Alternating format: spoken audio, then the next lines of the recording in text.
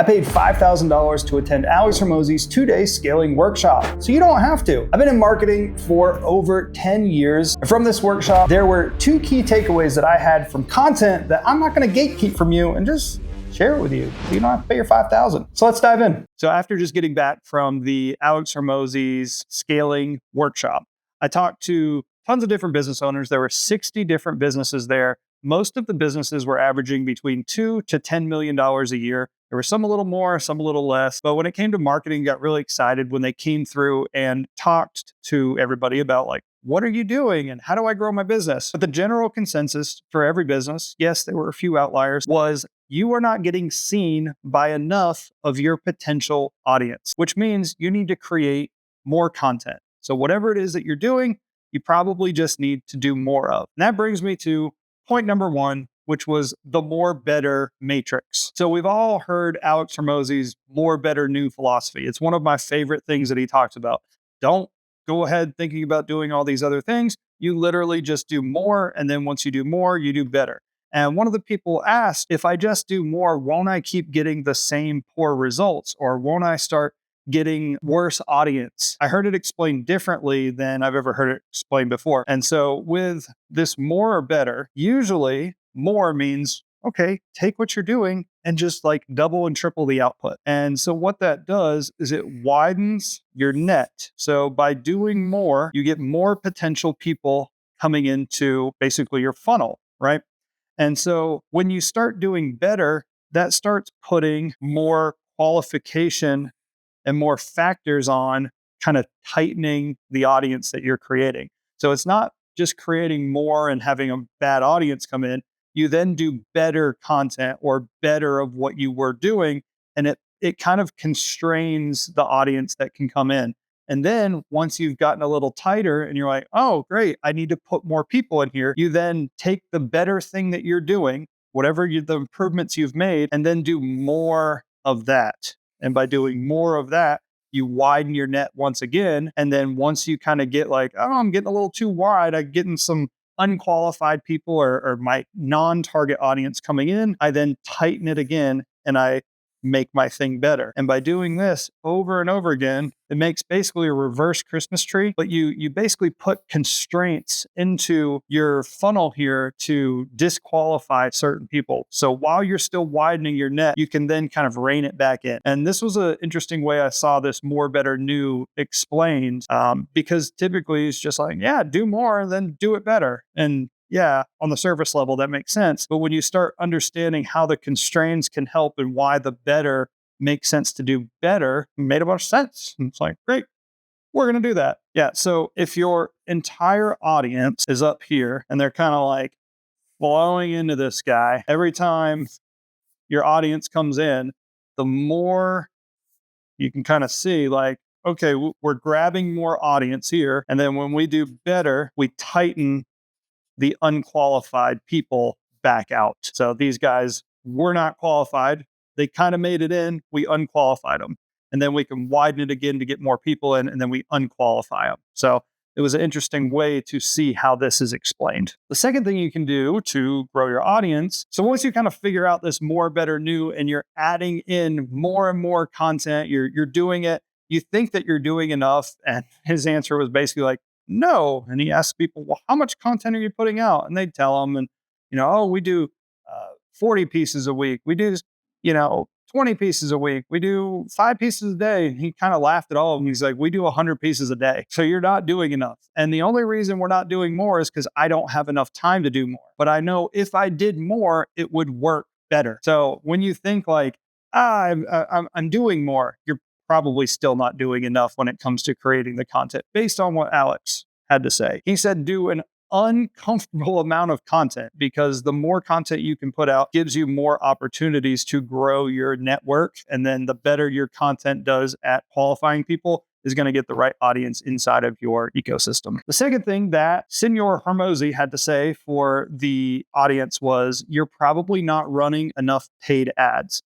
And paid ads is a predictable way for you to put dollars in to get an outcome out. And it's a way that you can say like, oh, great, I get in front of more people. It's by putting dollars in rather than creating all that content we just talked about consistently over time. However, you're not doing enough ads and enough testing. And so when we look at this paid ad strategy, he broke down the framework that they use for creating their paid ads. So when we look at our paid ads strategy, they operate one off their starting point. And then second, after they get their starting point, the 70-20-10 method.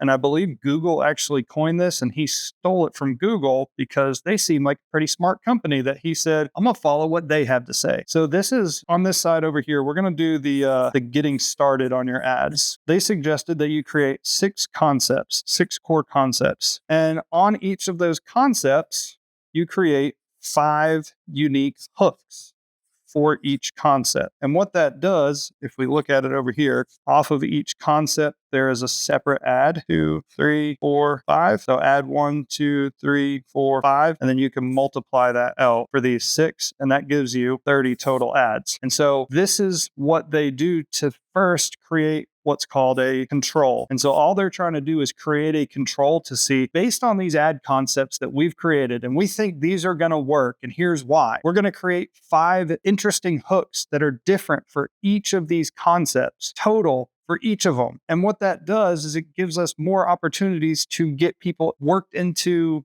the concept. And the quicker I can get someone hooked and go down the path of the concept, the better it's going to be for long-term retention. So we really focus on the hooks and recreate hooks. We create the big meat, the big concept, and then we have basically 5 different variations per concept. Gives us our 30 total. And what we do is we compete these guys against each other. So all of these ads are competing for an audience. We run all of our ads with their own ad set. So you have your ad campaign, and then they go to an ad set. And so there's going to be 30 different ad sets because each of your concepts with each hook is going to be in a different ad set. And the reason he does that is so each ad set has its own spend, and the spend isn't working off of each other. So I want 100% of my money for this one video going to that video. I don't want it to say like, oh, well, this one didn't work as much as this one, and so now I'm going to put some more money there. He wanted to be the one to decide. And so after 30 days, so 30 ads for 30 days, he then figures out the control, and the control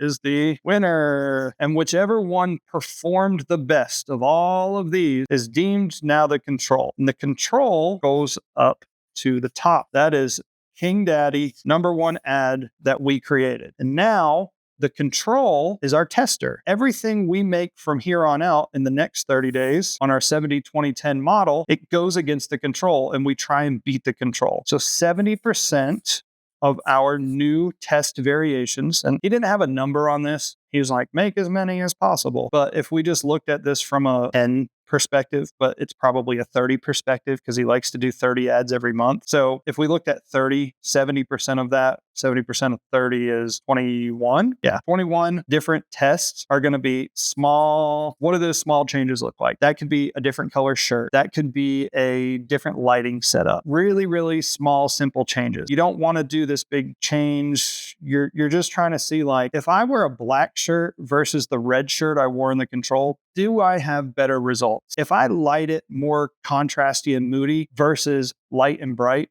do I have better results? That's all it is. Very, very simple. If I wear a hat versus not wearing a hat, does it outperform the control? If yes, you now have a new control. If no, kill it.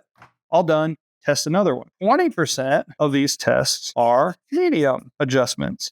This could be something like, we change a hook. This could be, we change the person, we change the scene. So if I were doing our ad versus my wife, does a male versus female work better? If I did it versus Nick, does a handsome man versus Nick? This is beautiful. I'm glad that these have noise cancellation. You can't hear the ridiculousness coming out of his mouth. But you do a medium change. And once again, you compare that to control, try to beat the control. If yes, you have a new control. If no, you kill them. And then the last 10%, what you're doing is you're trying to do big changes And that is a completely new concept. So just like before when we were creating our 6 concept, you would create one new concept, probably with 5 different hooks, and then test that against your control. With this model, you're always creating new concepts that could outperform your original control. You're doing minor changes to see if like, oh, I could have done something a little better to beat my control. And then you're also doing small changes to see if like you can just squeak out that 1 or 2% a little bit better that you want to improve on this control. And what this does, it gives you a ton of data and a ton of different testing to always be improving. So with this strategy, you're basically doing 30 new ads every 30 days. So if you haven't ever ran any ads, you're going to start here, and this is how you're going to create your first round. And then from here, every 30 days, you're doing this 70-20-10. After your 30 days, you'll see if you have a new control. If yes, put it to the top. If no, do this again and just keep doing this over and over again. And your goal is to always outperform your control because the control has been proven as your winner. If you can do that, you're going to have ads that improve over time, which then gets you better results. And this also, because you're doing paid, you're getting in front of way more people, which means you're bringing in way more opportunities, which means you're probably making way more money. So this was the big takeaway from content from the marketing section of Alex Hormozi's scaled workshop that I attended. I thought it was pretty good. Thought it was really eye-opening from a broken down, especially on the paid strategy. I knew he was going to say just do a whole bunch of organic content, but the paid actual formula makes a whole bunch of sense. And it's probably something we're going to take into account for our business and see how it works and put some effort in. It's a lot of work, but if this lot of work works, you're going to make a whole lot of money too. So if this inspires you and you're like, man, I really need to get started on recording some content and start making stuff. Good news, you're in the right spot. Just watch this video and it's going to help you out.